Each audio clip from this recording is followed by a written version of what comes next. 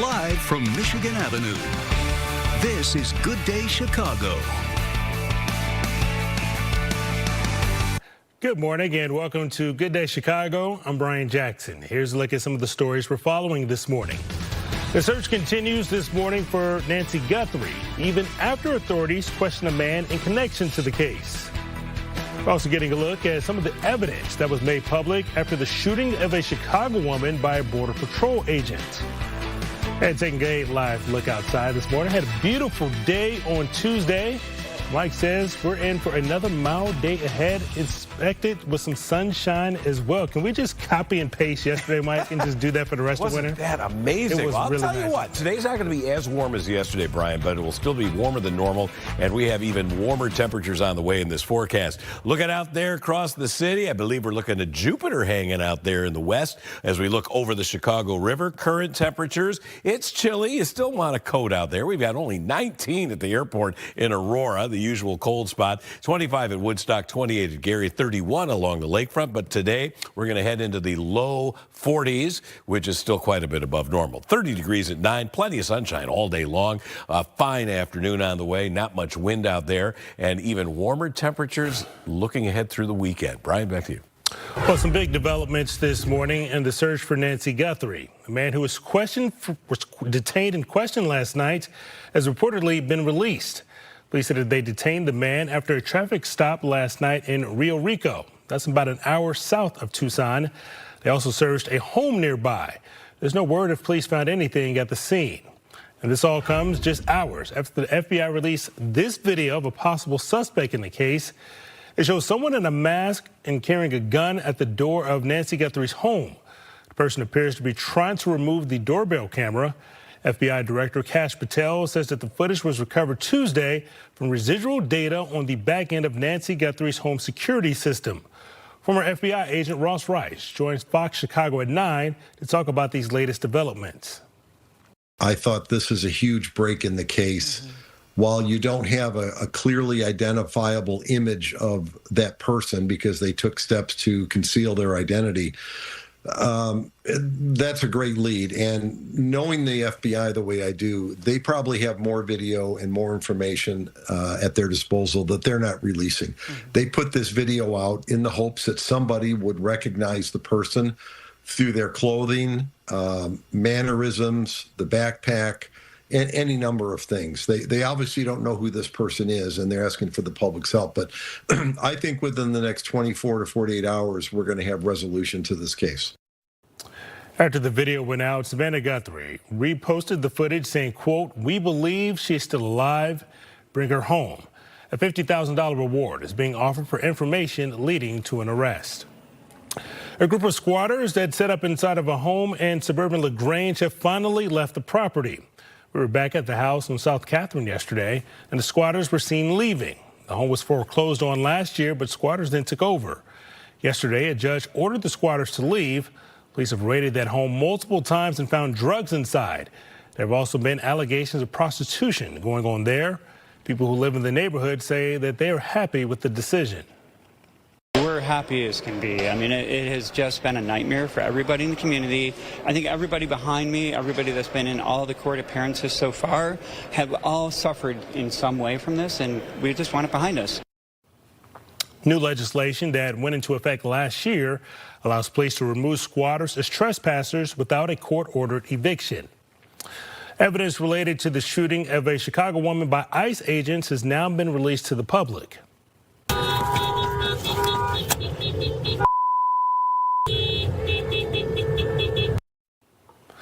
Body camera video shows the shooting of Miramar Martinez. Also within the evidence is an email from Border Chief Gregory Bravino to the agent who shot Martinez, Charles Exum. Bravino praises Exum for his work in Chicago. Last week, a judge ruled in favor of the release, something Martinez asked for when she testified on Capitol Hill. Immigration officials defended President Trump's mass deportation agenda during a tense hearing on Capitol Hill. Democratic lawmakers want answers for what they say has been chaos on the streets of Minneapolis and the deadly shootings of Renee Good and Alex Preddy. The acting director of ICE defended his officers, who he says are operating in pressure cooker environments. Mr. Lyons, will you apologize to the family of Renee Good for being called a domestic terrorist by the president and his leadership? No, sir. Why not? Sir, I welcome the opportunity to speak to the family in private, but I'm not going to comment on any active investigation. The hearing comes as potential reforms to ICE are the subject of intense debate at the next DHS spending bill. So that was down 4:35 this morning. The daycare director who once cared for the 8-year-old found dead in Round Lake Beach says she tried to warn at DCFS about some concerns. She says the 8-year-old, Markel Pierce, was always hungry, often eating 3 to 4 times a day. She also noted patches of missing hair on the back of his head. The boy was found unresponsive inside of his home last Friday. The daycare director also says someone contacted DCFS with concerns and that DCFS also contacted her.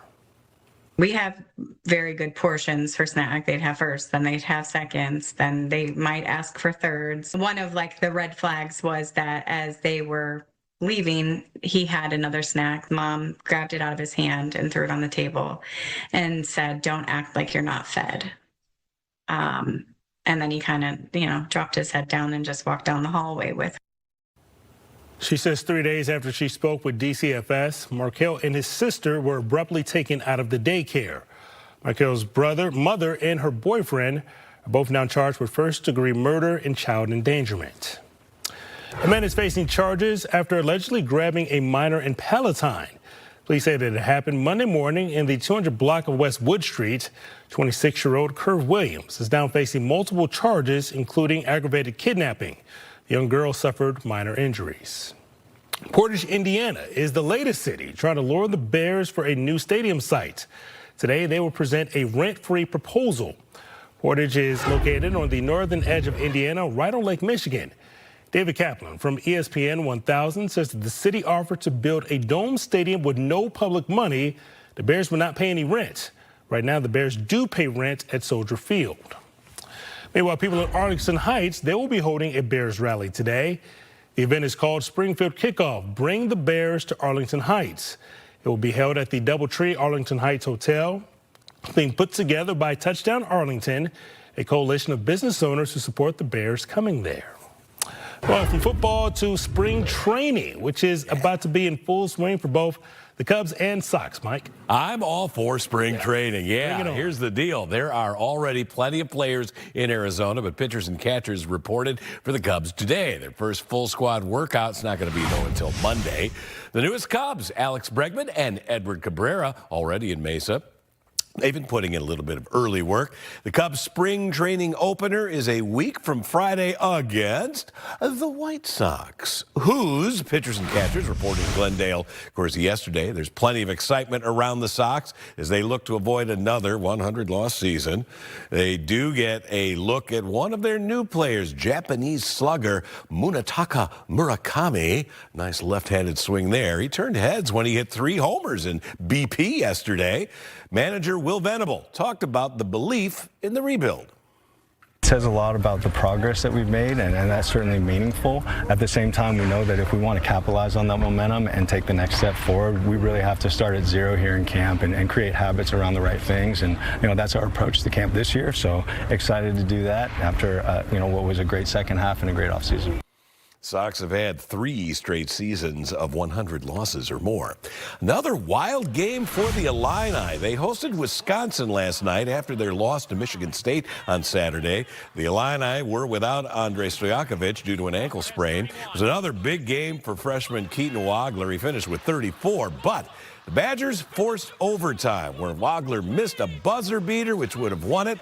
The Illini lose their second straight in OT, 92-90. Charlie Woods, yes, that's him, the son of Tiger Woods, has committed to play golf at Florida State University. He'll be a Seminole. Charlie is just the 21st ranked junior golfer in the United States and number 9 overall golf prospect in the class of 2027. His dad, remember where he played college golf? Stanford. He played a couple of years there before turning professional. We'll see how well Charlie does there. All right, let's talk weather here. We're talking about golf and spring training, and the weather here for the next week plus is going to be really conducive for some some of that activity around here. It is chilly, though, right now. At O'Hare, skies are clear, 28 degrees. We have a west wind at 8, so a little bit of a wind chill there. Feels like 20 degrees. Definitely want a winter coat for the morning hours. The Aurora Airport, as usual, a cold spot, 19. Down the road at Morris, it's 24. 27, though, at Waukegan. Chicago Heights, 30 at Merrillville, Michigan City. And along Chicago's lakefront, also Benton Harbor, it is 31. Now, compared with yesterday at 4 a.m., temperatures roughly 10 degrees colder. And yesterday's high of 49 at O'Hare, I think will be about 7 degrees colder than that this afternoon, but still well above normal. Skies are clear. See some lake effect snow coming off the northern end of Lake Michigan across northern Michigan. Scattered snow showers in Ontario, and zippity-doo-dah going around here in terms of precipitation, I think, for at least the next week. 42 today, plenty of sunshine.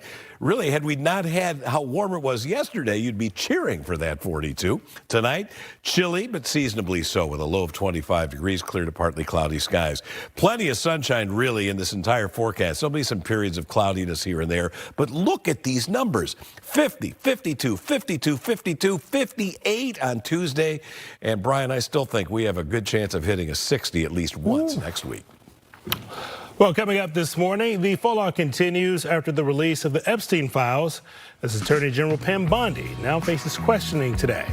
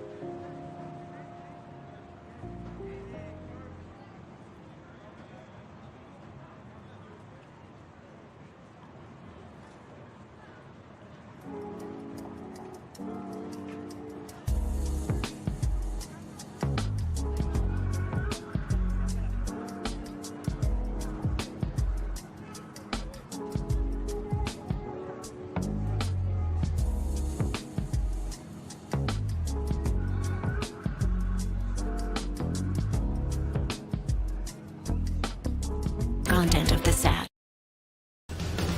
Now on Good Day Chicago, a man who was detained for questioning in the case of Nancy Guthrie has reportedly been released. This came just hours after the FBI released this video of a possible suspect in the case. It shows someone in a mask carrying a gun at the front door of Nancy Guthrie's home. Evidence related to the shooting of a Chicago woman by ICE agents has been released to the public. Body camera video shows the shooting of Miramar Martinez. Also within the evidence is an email from Border Chief Gregory Bovino to the agent who shot Martinez named Charles Exum. Trevino praises Exum for his work in Chicago. Today, the city of Portage, Indiana, will present a rent-free proposal to lure the Bears to build a stadium there. David Kaplan from ESPN 1000 says the city offered to build a dome stadium with no public money. The Bears currently pay rent at Soldier Field. Israeli Prime Minister Benjamin Netanyahu is scheduled to meet with President Trump at the White House later today. They're expected to discuss the ongoing talks between the U.S. and Iran and possible military action if those talks collapse. President Trump claims Iran wants to make a deal. The U.S. has already built up a massive military presence in the Middle East. Israeli officials continue to express concern about Iran's nuclear capabilities. Attorney General Pam Bondi will face questions from lawmakers today over the Justice Department's handling of the files related to Jeffrey Epstein. She's expected to be questioned about the exposure of sensitive information about victims despite efforts to redact it. Democrats have also accused the Justice Department of redacting information that should have been made public. Commerce Secretary Howard Lutnick defended himself during a Senate hearing, downplaying his past ties to Epstein. There are now growing calls for him to resign. This all follows revelations that Lutnick met with Epstein at least twice after Epstein's 2008 conviction for soliciting a minor. Meanwhile, some lawmakers are accusing the Justice Department of making what they call inappropriate redactions to the Epstein files. We had lunch on the island. That is true. For an hour, I did not have any relationship with him. I barely had anything to do with that person. On Monday, members of Congress were able to see unredacted versions of the more than 3 million pages of Epstein files that have been released so far. Well, 10 people are dead and at least 25 are hurt after a school shooting in an incident at a nearby home believed to all be related. This happened in British Columbia, Canada. Investigators identified the shooter as a woman but would not release a name. The motive is also currently unclear. They're still working to see exactly how the victims may be connected to the shooter, who died from a suspected self-inflicted injury. Moderna says the FDA is refusing to consider its application for a new flu vaccine. The company says the FDA objected to how it conducted clinical trials of the vaccine, which uses mRNA. That genetic technology came under scrutiny by Health Secretary Robert F. Kennedy Jr. Moderna requested an urgent meeting with the FDA, saying the agency did not identify any safety or efficacy concerns with the vaccine. Time now 4:47. Checking back in with Mike. We had a beautiful day on Tuesday, and we got another one on the way. We do. It won't be quite as warm as yesterday, and it is kind of cold out there this morning, so make sure that the kids have got a winter coat on as they head to school. But temperatures are going to easily get well above the normal high by about 10 degrees. I think we can get to around 42, 44 here this afternoon. Plenty of sunshine on the way. Really a nice day. And the warmth, there's no end in sight. Take a look at this extended temperature outlook. This is from February 19th through the 25th. So we're looking at a week from tomorrow and then another week after that. And above average temperatures are favored across the majority of the country, the exception kind of being out there on the West Coast. So the warmth is here to stay. Today, low to mid 40s, northwest winds blowing at about 5 to 15. Plenty of sunshine out there. Really a nice day, just not as warm as yesterday. We'll drop it down to 25 degrees tonight under a clear to partly cloudy sky. Won't be much wind to deal with. And look at the 7-day forecast every day, way above normal. I see 5 50s on the way starting on Friday. A beautiful Valentine's Day with a mixture of clouds and sun, a high 52. And I tell you, we're going to be close to 60 at least a couple of days next week. Back to you. Ahead, why the family of a Valparaiso teen is suing the school district over their son's football injuries.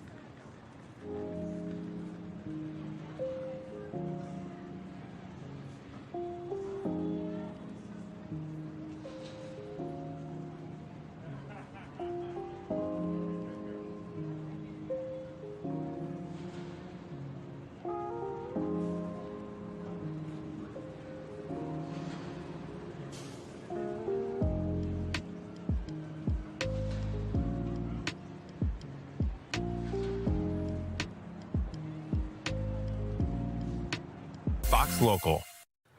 A family in Valparaiso is getting ready to sue the school district over injuries that allegedly happened during their son's football practice.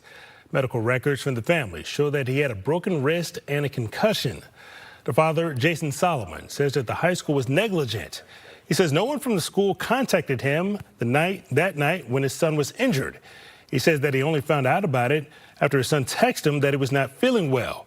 Solomon says none of the football coaches or training staff knew where his son was after practice.